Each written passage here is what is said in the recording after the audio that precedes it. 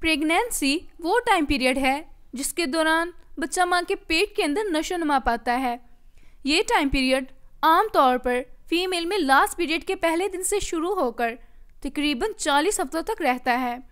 इन 40 हफ्तों को 3 हिस्सों में तकसीम किया जाता है, जिसे ट्राइमेस्टर कहते हैं।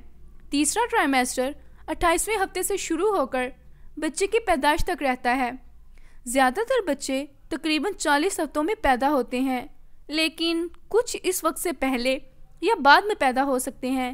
तीसरे ट्राइमेस्टर के शुरू में आपका बच्चा फीटस के नाम से जाना जाता है और इस वक्त तक यह सर से लेकर पाँव तक 1 फुट लंबा हो चुका होता है। 32वें हफ्ते तक बच्चे का वज़न तेज़ी से बढ़ रहा होता है और अगले 4 हफ्तों में इसका नर्वस सिस्टम नौज़ायदा बच्चों की तरह तरक्की याफ्ता हो जाएगा। वो अपने इर्द गिर्द की दुनिया के बारे में तेज़ी से आगाह हो रहा है और इसका दिमाग शौर को सहारा देने के लिए काफ़ी पुख्ता हो चुका है और पहली बार वो याददाश्त को पैदा करने लगा है।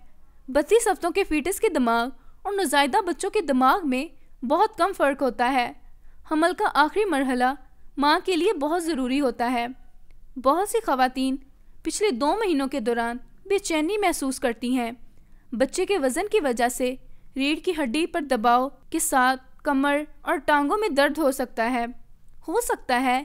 एक माँ पैदाइश के बारे में फ़िक्रमंद हो और इसके फेफड़े मामूल से 20% ज़्यादा ऑक्सीजन हासिल करने के लिए जद्दोजहद कर रहे हों और माँ को सांस लेने में काफ़ी ज़्यादा दुश्वारी का सामना करना पड़ रहा हो। इस मरहले के दौरान बच्चे अपना तकरीबन 90% वक्त सोकर गुजारते हैं। आपके बच्चे की आंखें अब लाइट को महसूस कर सकती हैं और इस दौरान आपका बच्चा पलक झपकने की प्रैक्टिस भी कर रहा होता है। हड्डियाँ अब नरम हैं लेकिन मुकम्मल तौर पर बनी हुई है। उस वक्त तक आपका बच्चा माँ के पेट में लात भी मार सकता है। 36वें हफ्ते तक हड्डियाँ सख्त होना शुरू हो जाएंगी, लेकिन खोपड़ी की हड्डियाँ नरम रहती हैं ताकि पैदाइश के दौरान बर्थ कैनाल में से आसानी से गुजर सके। 3rd ट्राइमेस्टर के अख्ताम तक फेफड़ों समेत तमाम ऑर्गन्स अपने तौर पर काम करने के लिए तैयार हो चुके हैं।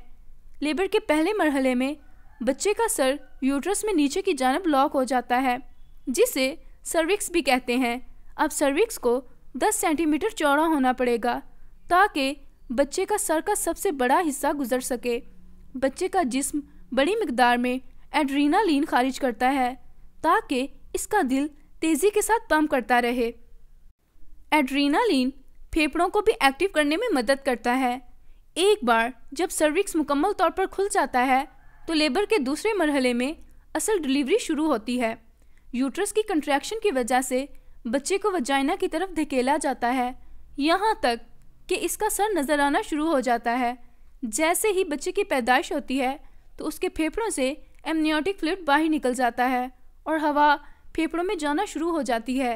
अब इसके तमाम ऑर्गन्स आज़ादाना काम कर रहे हैं। 9 माह तक अपने पेट में रखने के बाद बिल आखिर बच्चा अपनी माँ के पास आता है। माँ की कोख के अंदर नज़र आने वाली मुस्कुराहट अब ख़त्म हो चुकी है, क्योंकि बच्चा एक शोर मचाने वाली रोशन दुनिया में दाखिल हो चुका है और पहली बार सर्दी और भूख जैसी गैर आरामदा एहसासात महसूस करने लगता है। जब तक वो कम से कम 4 हफ्ते का नहीं हो जाता तब तक दोबारा नहीं मुस्कुराएगा। 9 महीनों तक अपनी माँ की कोख में रहने के बाद ये छोटा बच्चा अब अपने आप पर है। इसके वालिदैन इसे खिलाएंगे और गर्म रखेंगे, लेकिन पहली बार इसके जिस्म को खुद को ज़िंदा रखना होगा। इसकी पैदाइश दुनिया में इसके सफ़र का आगाज़ है। 3rd ट्राइमेस्टर के दौरान होने वाली कुछ तब्दीलियाँ जो आप महसूस कर सकती हैं, इनमें सांस की किल्लत, सीने में जलन, आपके टखनों, उंगलियों और चेहरे की सोजन, सोने में दुश्वारी, बवासीर, लेबर पेन वगैरह शामिल हैं।